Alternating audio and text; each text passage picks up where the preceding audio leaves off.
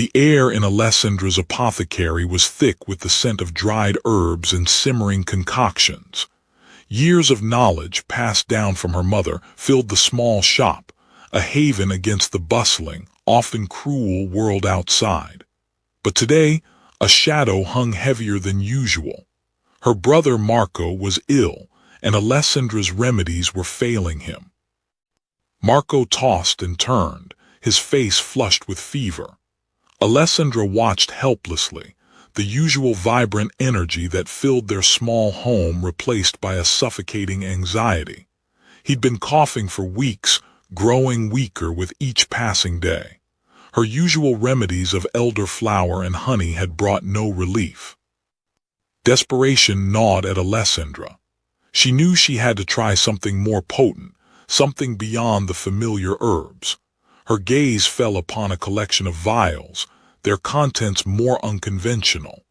Ingredients she'd acquired through a less-than-reputable contact, commissioned by wealthy patrons seeking novel cures and unnatural enhancements. She selected a vial containing a viscous, reddish liquid. It was a blood elixir, rumored to possess invigorating properties and restore vitality.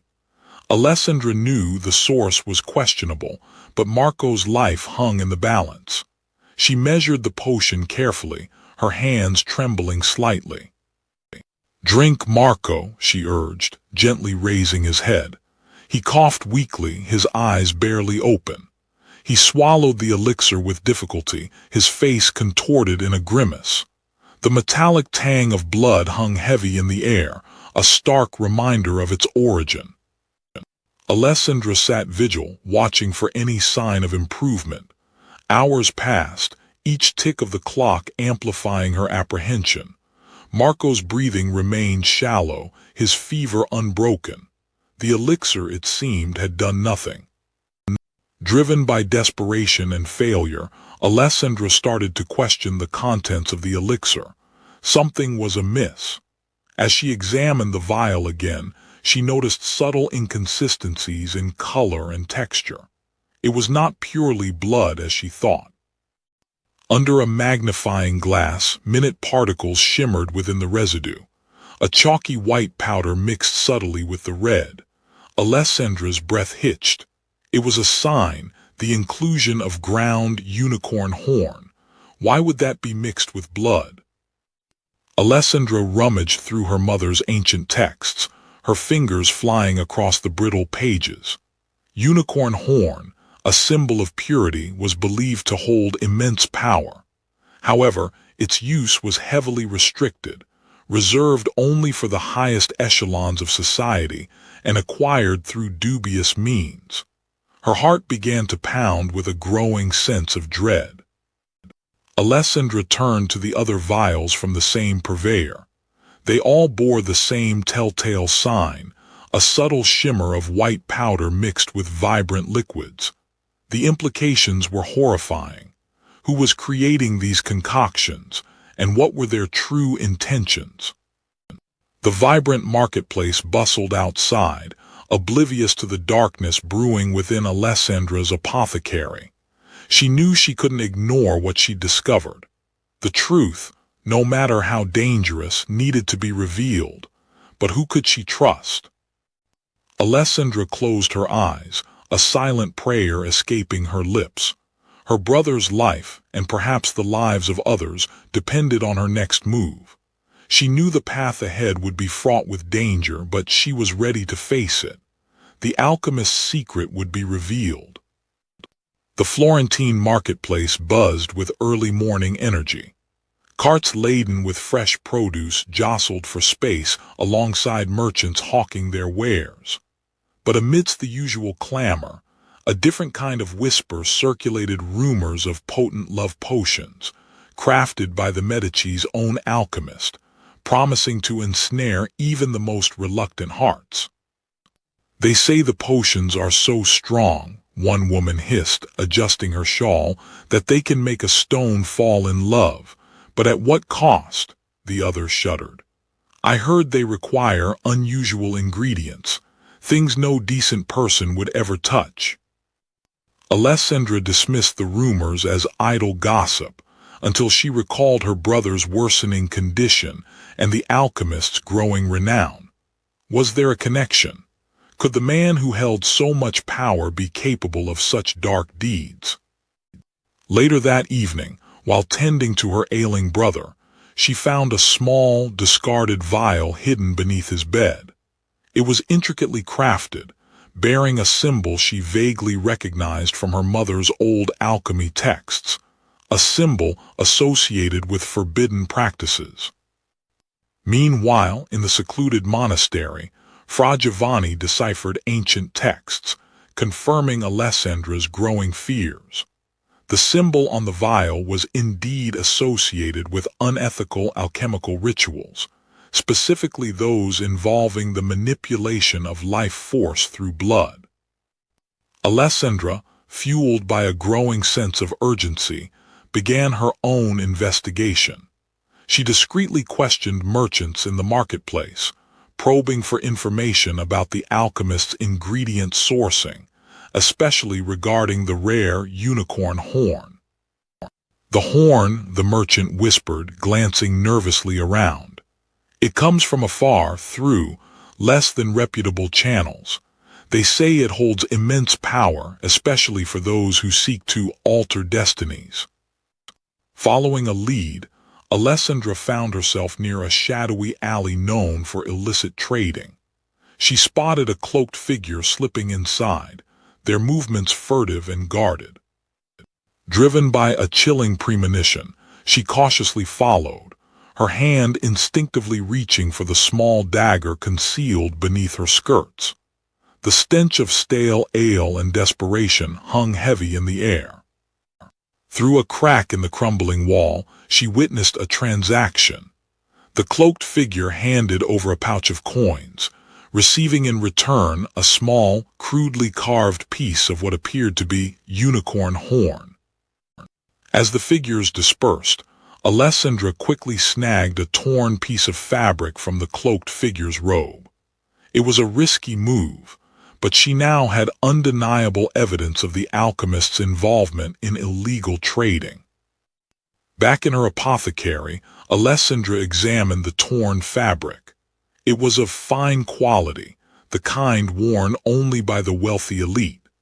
The truth was becoming undeniable.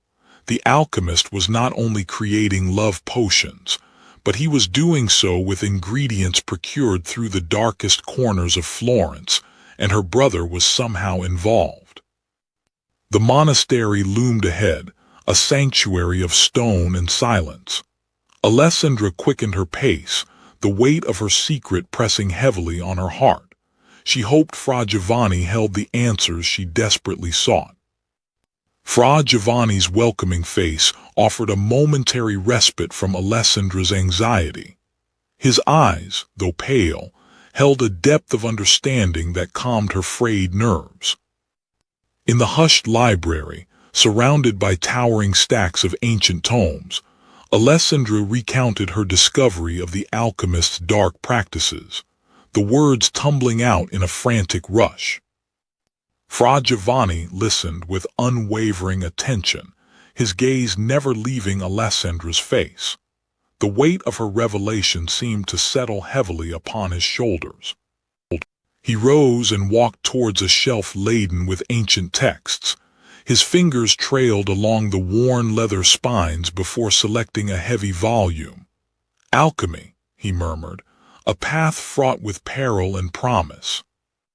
He opened the book, revealing intricate drawings of alchemical apparatus and cryptic symbols. For centuries, men have sought to unlock the secrets of life through alchemy. Some sought only to transmute base metals into gold. Others— His voice trailed off. He pointed to a passage written in Latin. "Anima sanguinis," he translated, "the soul of the blood." Some believe that blood holds the very essence of life, and that its power can be harnessed for potent elixirs. He pauses before continuing. Such belief is heresy to the Church and dangerous to all. Alessandra gasped, the color draining from her face. So the blood, It's not just some ingredient. He believes it holds a soul. The idea was grotesque, a violation of everything she held sacred. I and the unicorn horn. It is believed to amplify the effects, to purify the potion. A dangerous combination, Alessandra. These are not love potions he brews, but twisted perversions of nature. Fra Giovanni points to another page. See here, he combines the blood and horn with herbs and rare metals. The potion's color, its taste, everything is designed to create a powerful illusion. But at what cost? Alessandra felt a shiver run down her spine.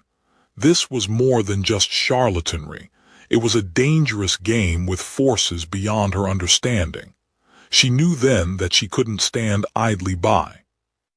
Fra Giovanni placed a comforting hand on her arm. The path ahead will be fraught with peril, Alessandra, but you are not alone. We must expose this darkness before it consumes us all. Alessandra, driven by a desperate need to know the truth, shadowed the alchemist's movements. She had learned the location of his private workshop, hidden away in a less reputable part of the city. A chilling premonition settled in her stomach as she watched the heavy oak door, wondering what horrors lay within. The air inside the workshop was thick and acrid, a noxious blend of sulfur, herbs, and something indefinably metallic. The light danced off glass and copper, illuminating a chaotic array of alchemical instruments. Peeking through a crack in the shutters, Alessandra saw Lorenzo de' Medici himself. His presence confirmed her deepest fears, that the alchemist was not acting alone, but with the implicit approval of Florence's most powerful man. Alessandra's blood ran cold as she scanned the shelves, recognizing the Latin inscriptions on the jars. Sanguis vitae, blood of life. The alchemist's ingredients were even more horrifying than she had imagined. The alchemist, his face illuminated by the flickering flames, added ingredients to his concoction with a disturbing lack of care. He seemed driven by a feverish obsession, heedless of any ethical boundaries. Her stomach churned as she watched him grind a fragment of bone into a fine dust, adding it to another mixture. The implications were sickening, each step solidifying her conviction that she had to act. Back at the monastery, Alessandra recounted what she had seen to Fra Giovanni. He listened intently, his expression growing grimmer with each detail. The monk confirmed her suspicions regarding the ingredients, the unicorn horn, a particularly egregious sign of corruption. Alessandra's drawing of the Sanguis vitae jar lay on the table between them. The image served as stark proof of the alchemist's deadly obsession. Fra Giovanni opened an ancient tome, its pages filled with esoteric symbols and alchemical formulas. He explained the twisted logic behind the alchemist's actions, the belief that human blood contained the very essence of life and the soul. Alessandra listened, her heart heavy with the weight of her discovery. The truth was far more sinister than she had ever imagined. She knew then that she couldn't remain silent. I must expose him, Alessandra declared, her voice firm despite the tremor in her hands. I cannot let this continue. The alchemist's workshop remained a silent testament to his dark endeavors, waiting for the storm that Alessandra was about to unleash. The night held its breath, sensing the impending confrontation. Lorenzo de' Medici understood power, not just the power of gold, though the Medici coffers overflowed, but the power of perception.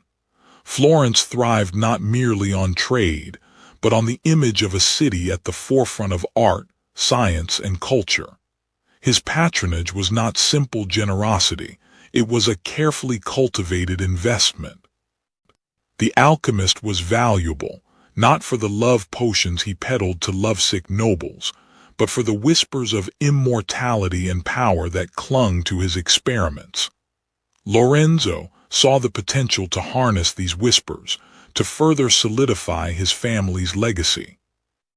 Alessandra, meanwhile, wrestled with the alchemist's dark secrets, unaware of the intricate web of power that shielded him. The remedies she crafted, born of tradition and nature, felt insignificant against the potent forces at play. Fra Giovanni, deep in his studies, uncovered more unsettling details about the unicorn horn trade. It was a lucrative and brutal business, fueled by the insatiable desire for alchemical ingredients and the Medici's indirect support. Lorenzo moved through Florence like a king, his presence both reassuring and intimidating. He knew every corner of the city, every whisper of dissent, every opportunity for advancement. He was a master of control, but also acutely vulnerable to scandal. Alessandra grappled with the impossible choice, to protect her brother or expose the truth and risk everything. The Medici's power was absolute, and challenging them felt like tilting at windmills. Portraits of Lorenzo, commissioned at great expense, adorned the city's walls and public spaces. They were a constant reminder of Medici power, a carefully constructed image that hid the darker realities beneath. Fra Giovanni understood the dangers Alessandra faced. He had seen the Medici's ruthlessness firsthand, the way they could silence dissent and manipulate information to their advantage. Alessandra knew that evidence was her only weapon. She gathered what she could, documenting the alchemist's practices and the origins of his illicit ingredients, preparing to confront the seemingly untouchable. The Medici's wealth was the lifeblood of Florence. Their bank financed wars, funded artists, and controlled the flow of goods throughout Europe. To cross them was to risk economic ruin, and perhaps something far worse. Alessandra sought Fra Giovanni's guidance, knowing that he understood the delicate balance between power and truth. He cautioned her, but also recognized the necessity of her actions. The fate of Florence might depend on it. Lorenzo stood on his balcony, gazing out at Florence. He felt the weight of his responsibilities, the constant pressure to maintain his family's power and the city's glory. He could not allow anything or anyone to threaten that. The parchment felt rough beneath Alessandra's fingertips. Each name was a ghost, a whisper of someone vanished. The list, compiled from hushed conversations with the city's downtrodden, represented a chilling pattern of disappearances, all within the last few months. Alessandra ventured into the Oltrarno district, the air thick with the stench of refuse and poverty. This was where the forgotten lived, where whispers of missing persons were commonplace, dismissed by the authorities as the natural consequence of hardship. The woman's gaze darted nervously around. She clutched her threadbare shawl tighter, her voice barely a murmur. "They disappear," she croaked, "taken in the night. No one asks where they go." Fra Giovanni listened, his brow furrowed with concern. "The vulnerable are always the first to suffer," he said grimly. "Those with no voice, no protectors. This alchemist preys upon the shadows of our city." For days, Alessandra watched the alchemist's palazzo. Servants came and went. Carriages arrived and departed, but there was nothing to overtly suggest the horrors she suspected lay within. Yet, a sense of unease clung to the place, a palpable darkness. One night, a hooded figure emerged from the palazzo, slipping into the darkness. Alessandra, her heart pounding, followed at a distance, careful to remain unseen. The figure moved with purpose, navigating the labyrinthine streets with unsettling familiarity. The figure led her to a dilapidated building near the Arno River, its windows boarded up, its facade crumbling. It looked abandoned, forgotten. But Alessandra knew better. This was where the truth lay hidden. Using a small lockpick she had learned to use from her streetwise brother, Alessandra quietly forced the back door. The wood groaned in protest, but she slipped inside, holding her breath, praying she hadn't been heard. The air inside was thick with the stench of mildew and something else, something metallic and unsettling. Alessandra held her small candle higher, its flickering flame casting dancing shadows on the damp stone walls. Her breath caught in her throat. In the center of the cellar, illuminated by her trembling candle flame, was a makeshift operating table. Dark stains marred the wood, and crude surgical instruments lay scattered around, glinting ominously in the dim light. The metallic scent was now unmistakable. It was blood. Hidden beneath a loose stone in the wall, she found a ledger.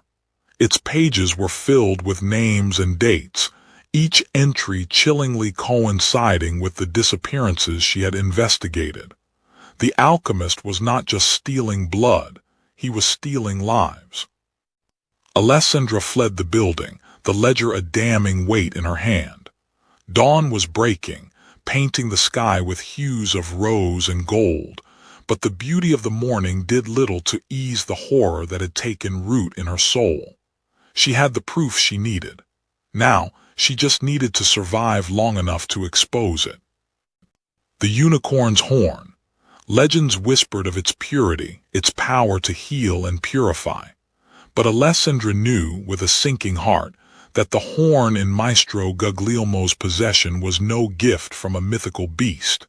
It was a commodity, bought and sold, stained with the suffering of real creatures. Fra Giovanni traced the faded lines of a map, his finger following the trade routes that snaked across continents. The demand for such rare ingredients, he murmured, fuels a network of greed that stretches far beyond Florence.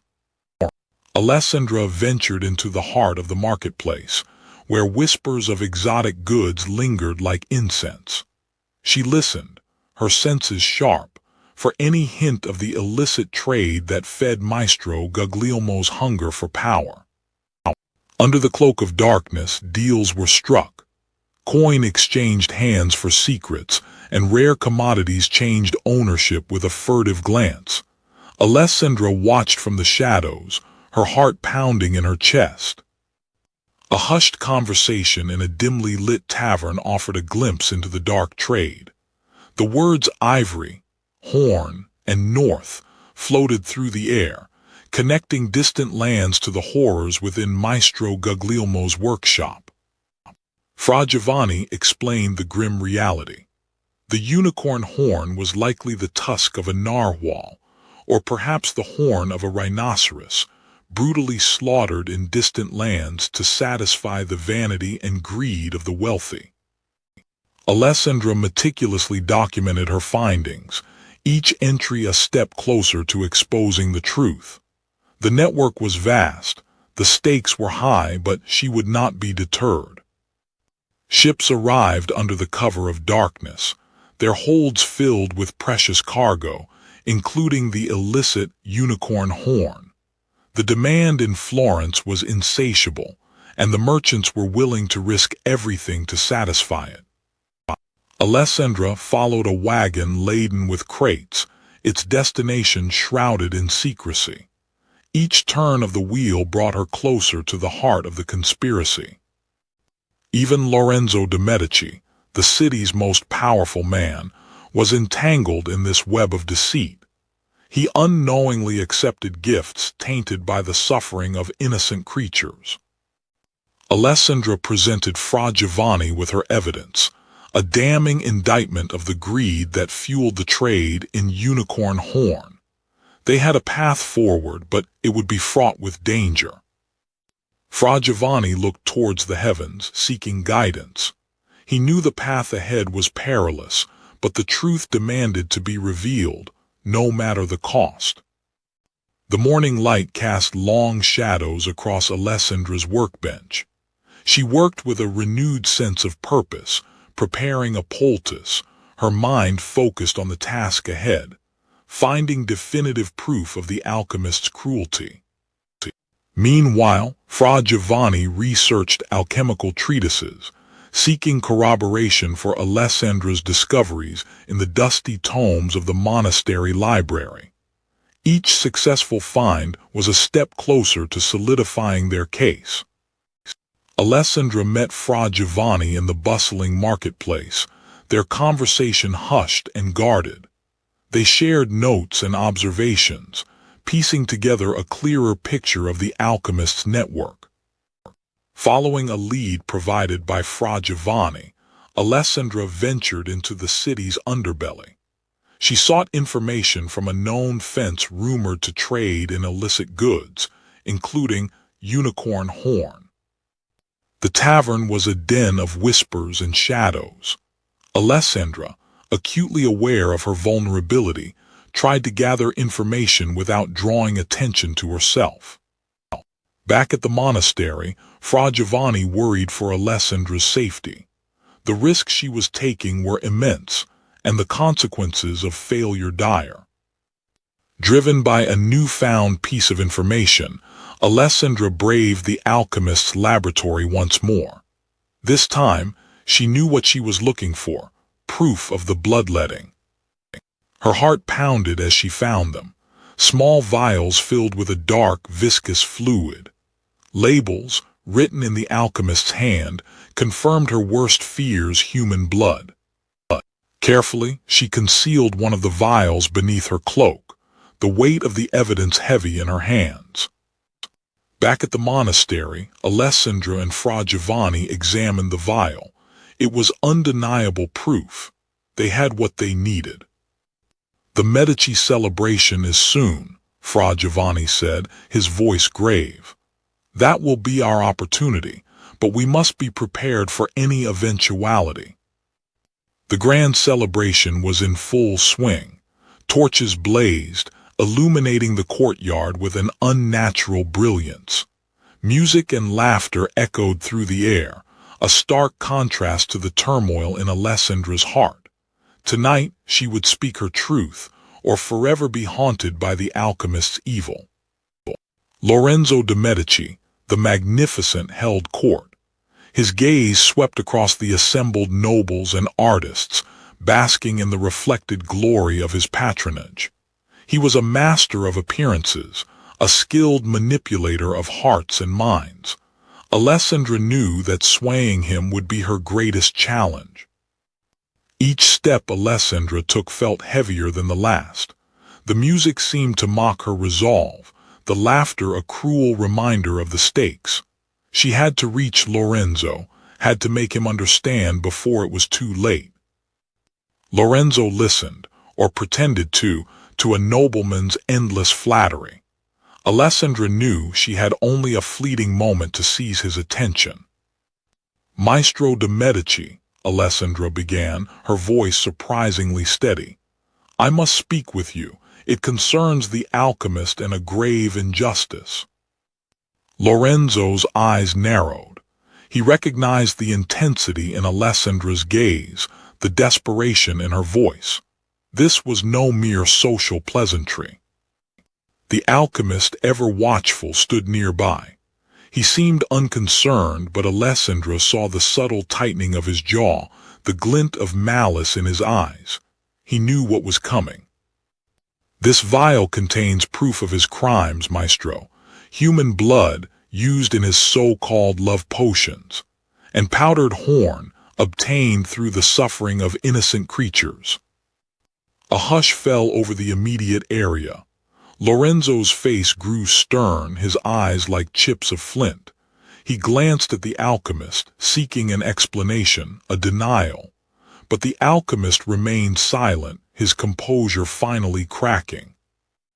The alchemist made a desperate move, attempting to disappear into the crowd. But it was too late. The guards, alerted by Lorenzo's sharp command, moved swiftly to intercept him. The alchemist's reign of terror was over. The guards dragged him away, his protests echoing uselessly in the grand courtyard. The truth, however dangerous, had been spoken. Alessandra stood before Lorenzo, her heart still pounding. The grand celebration continued around them, but for her, the night had just begun. The consequences of her actions, the weight of her courage, pressed down on her. Only time would tell if she had saved Florence or doomed herself.